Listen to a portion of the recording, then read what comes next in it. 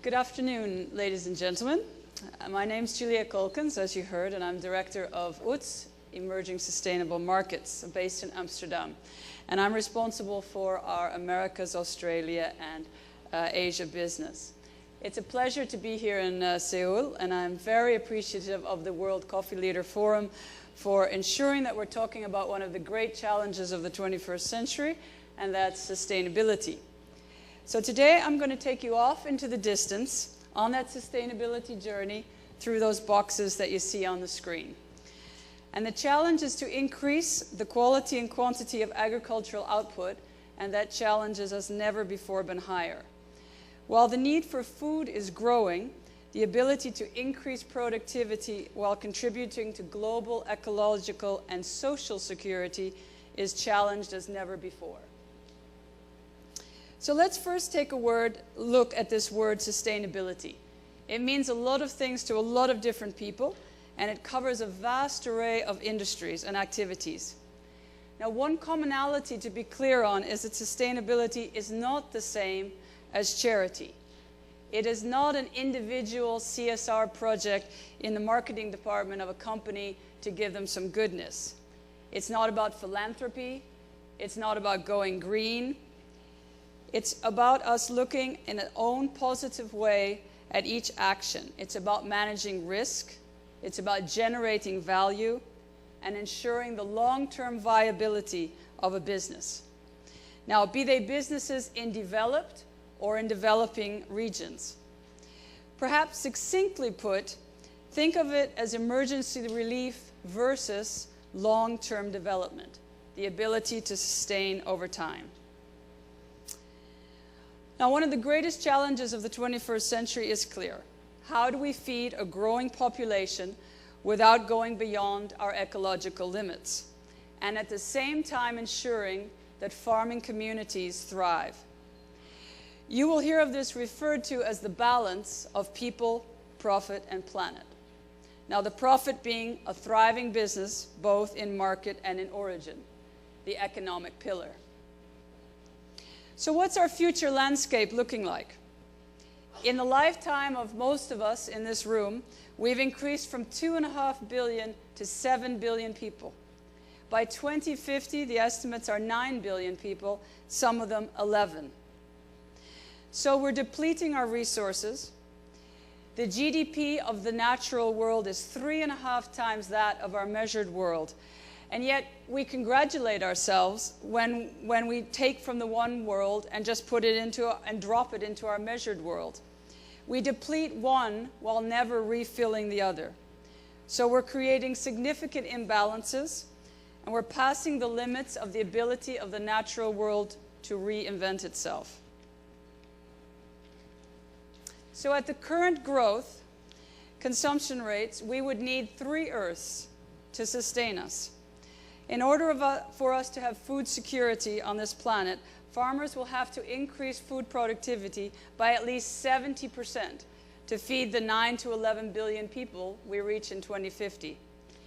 Farmers will have to contend with competing demands for land and water. And already agriculture uses 40% of the world's land surface and 70% of all available fresh water. The agriculture industry, farmers, are facing soil erosion, impacts from climate change, which increases temperatures and in many areas causes erratic weather and crop diseases. So the journey to food security is very complicated. Add onto that megatrends of greater affluence and increasing urbanization, especially in the emerging markets that you know well. And this creates tremendous stress on the planet, on its natural resources, and on people. As well, may I be so bold as to say insurmountable challenges for our farmers, who are the principal managers of the world's productive land and water use. They are our managers shaping the surface of the earth in the years to come.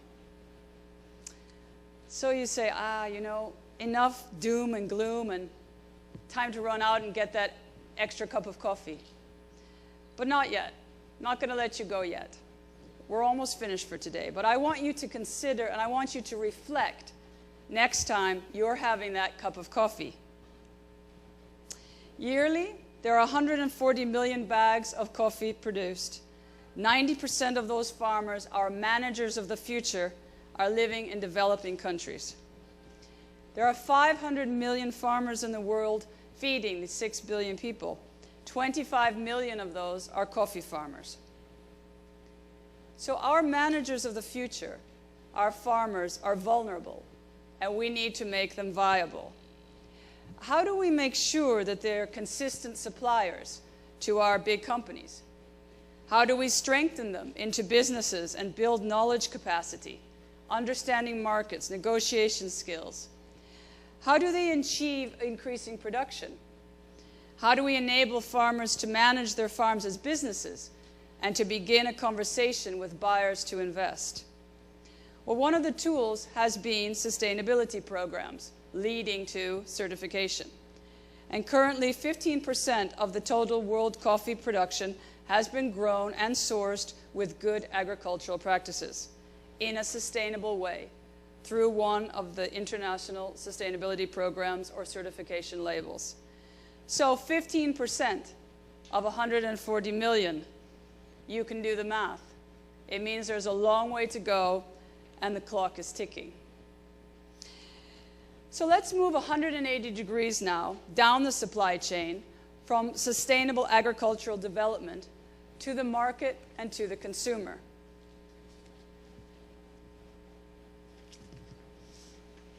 And since all of you out there are consumers, then I can ask you.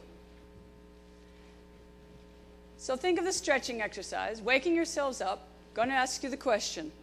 How many of you thought about everything that I just asked you, about agricultural development, about the fact that there's a farmer out there, a manager of the earth for the future? How many of you thought about that when you were drinking your very nice latte this morning? How many of you thought about whether there would be enough supply of that coffee that you like to drink when you had your espresso after lunch? So let's take a little survey. Raise your hand if you think sustainability is important. Great. And raise your hand if you think when you're at the party on Friday and you're talking to your friends, you try to convince them. And you try to talk to them about the importance of the future at that party on Friday night. Hands, do you try to convince people? Do you talk about sustainability? Great, there's a few of you out there.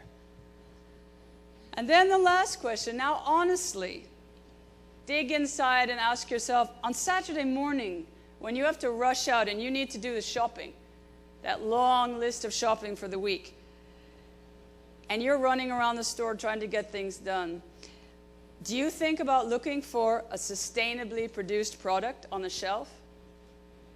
Can you find one? Do you buy it? Great, we have some hands out there. But those are the things to think about. And then we can ask ourselves, are consumers becoming more conscious about sustainability? Now, I've talked about the beginning of the chain, the level of quality, quantity, and consistency needed to have a strong and viable supply chain from farmer to producer, processor, retailer, consumer, so that the 400 billion cups of coffee can be consumed. But now let's take a look at the other end of the supply chain, the coffee consumer, and their role on the journey of sustainability. Now, you all know the landscape well. There's increasing demand, sharply increasing in the emerging developing markets. Asia, South America, and Eastern Europe have tremendous growth towards 2017. And you in Korea are part of this. So what's the profile of the consumer in this growth? Now, a study done here by the Meaningful Brands from the Havas Media Group shows us clearly that there is a rise in the responsible, sustainability-aware consumer, especially in the emerging developing markets. 82% believe that they have the responsibility to purchase products which are good for the environment and society. And this is compared to only 49% in the developed countries. 60% of the emerging developing markets said they were willing to pay more for products with social and environmental benefits, compared to only 26% in the developed world. So it's a real message to the coffee shops out there. And more than half avoided a product because of its social or environmental damage. So the message is clear. There's an increasing awareness of the concerned consumer, and especially here in the Asian markets. So last week I was at Sinter Cafe in Costa Rica, and Ms. Lee Yunsen, their Vice President of Terra Rosa from coffee here in Korea, she spoke on the Korean market. And she told us of the emerging market of 15,000 coffee shops and a consumer who's looking for fresh roasted, good quality coffee with traceability and environmental and social responsibility attached. So that's the message. And now, these concerned consumers, how do they translate this into increasing awareness? They don't just go out and ask, I need a socially responsible coffee. The way they do it, they look at the world around them. And if you look at this Nielsen Group study, it shows that consumers want to be responsible by buying, working, and investing in companies who are socially and environmentally responsible. So they're looking for someone else to take on these huge issues they don't have time for in their normal daily working life. But they want to be part of somebody else who's doing that. And again, the message, as you see here in the Asia-Pacific region, it scores highest in willingness to pay for products from these companies. If we dig down one more level and we ask, what are these consumers caring about? Well, firstly, on the left, you'll see it's environmental sustainability. That's followed closely by education and increased well-being of producers. So they're showing their concern for social and economic sustainability. The challenges then, the questions to be answered, the solutions to be found at both ends of the supply chain. At one end, a need to implement practices in sustainable production, sourcing, processing of raw materials. And at the other end, the need to satisfy stakeholders who demand protection of the environment, the people, through good practices. So it's about a good quality supply in the future and trust with your customer. Now, as I mentioned at the beginning, sustainability and beyond, it's not a quick fix. It's not a project in the marketing department. It's about centralized sustainability. And what does that mean? Centralized sustainability in a business. It means efficiency, profit, competitiveness, and resilience. And we need all of those, be they in that farm in the developing world or a business in the developed world. It's about building supply chains which deliver quality and quantity and a secured supply. And as important, it's a risk management tool for companies. It's a way for them to clearly show their bottom line. And not just the bottom line, but a triple bottom line. So it used to be that profitability was good enough to satisfy stakeholders. But today, to build long-term trust, businesses must now show that they're good business partners, that they have good business practices that also protect the environment and invest up and down the value chain and listen to the customer. But business is not only dependent on what it does, its operations, but what's important now as well is how it does it and its effects on the environment and society. And this how requires transparency and traceability. Two words you've heard a lot about today, and they're essential. So transparency is there to create trust. Traceability to bring credibility. Because in the end, there's no sustainability without traceability.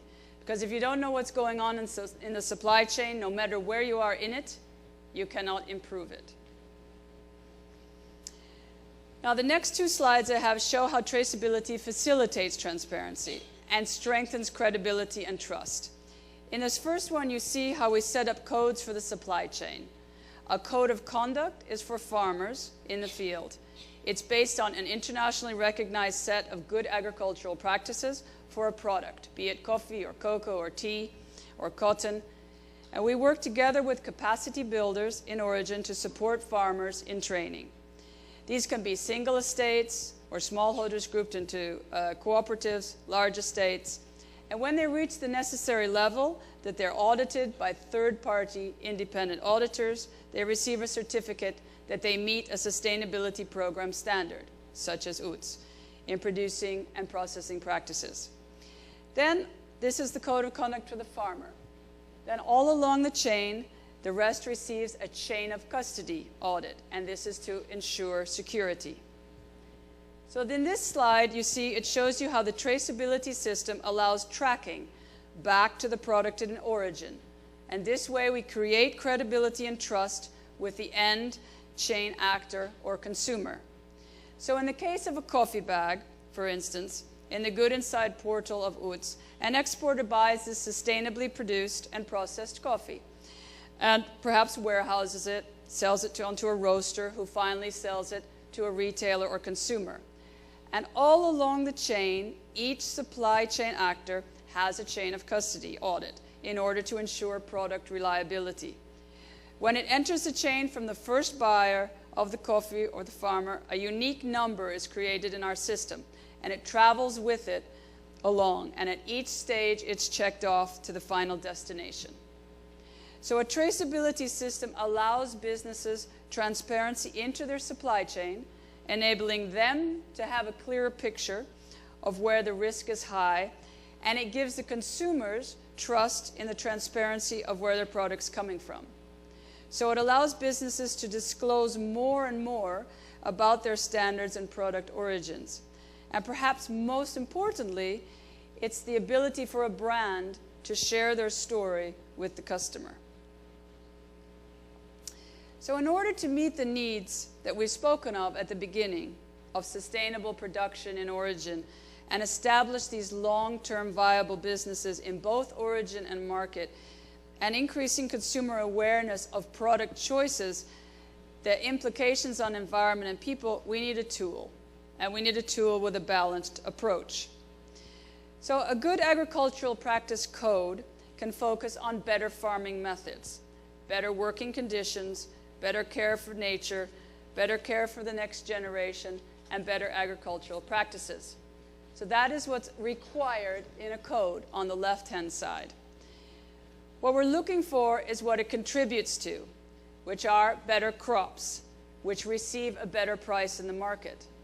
That contributes in such to a better income and results in a better environmental footprint, and as we're looking for, a better overall life. So better farming and a better future. But all of this doesn't get us anywhere on where we're going if we don't have monitoring and evaluation. Monitoring and evaluation is an essential part to the progress on the journey to sustainability. So it's not just in order to take farmers from vulnerable to viable, but also for brands and consumers to have knowledge of what's going on and be able to tell a story. So here, for example, is a study done by AKZO on coffee farmers in Vietnam who went through good agricultural practice training. Now, they consistently scored higher on the household quality of life. Those are those columns in red. They consistently scored higher on improving their income. And they consistently scored higher on a productivity increase. So that's what working with the Good Agricultural Practice program, a sustainability program, does for a farmer. But how about what can it do for a buyer? Well, through traceability, knowledge of their supply chain enables them to look at risk management. It gives them commitment and trust. It ensures a supply. It gives credibility. And at the end of the day, an understanding of a stronger origin and market link. So at the end of the day, these brands, and many more that we work with, need consistent quality and quantities for their consumers. So consumers may not pay that ethical or sustainable premium, but they absolutely expect brands to manage the big issues. No longer can brands or retailers or their marketing departments risk pursuing temporary economic gains at the long-term cost of the world. Consumers, they're looking for trust for their products. They're looking to endorse, to buy a product which makes a measurable difference on people and the planet. So it takes us all the way back. I said we were going on that journey. And I leave you with a final thought. If you think back to this title slide, it says, our joint road ahead. Because no one of us can do it alone. As you've seen today, many different people standing up here, but we're all going in the same route. So I want to leave you with a thought. I recently attended a presentation on sustainability in Amsterdam, and Jochem Zeitz, the ex-CEO of Puma, gave a speech. And he used the words of Jean-Paul Sartre, the philosopher, and I'd like to end with that today. And it is, once you know and you are aware, you are responsible. Thank you.